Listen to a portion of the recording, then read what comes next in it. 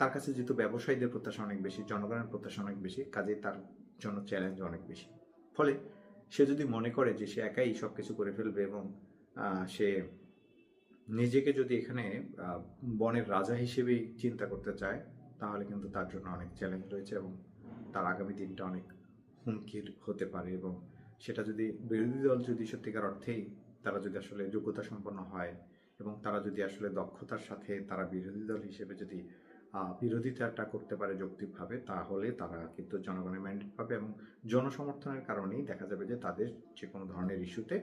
বিরোধী দলের যে ভূমিকা সেটি কিন্তু প্রকট আকার ধারণ করতে পারে। কেননা বাংলাদেশ একটি এমন একটা সময় এখন দাঁড়িয়ে আছে যেখানে বাংলাদেশের মানুষ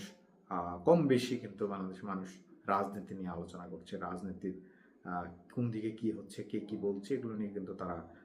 দেখছে, শুনছে, বলছে, লিখছে। ফলে এখনকার পরিবেশটা কিন্তু বিগত সময় থেকে কিছুটা হলেও আলাদা। ফলে এই যে জনগণের যে চিন্তার মধ্যে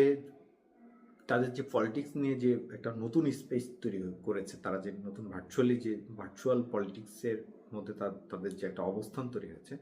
সেটাকে যারাই কাজে লাগাতে পারবে তারা কিন্তু আগামী দিনে কিছুটা এগিয়ে থাকবে। তবে সেক্ষেত্রে আমি আবারও বলছি, আমার কাছে যেটা মনে হয় যে বাংলাদেশ জামাত ইসলামী যে ইসলামী ধারার রাজনীতি করতে চায় গণতান্ত্রিক কাঠামোর মধ্যে থেকে, সেটি কিন্তু সফল হবে না তারা যদি না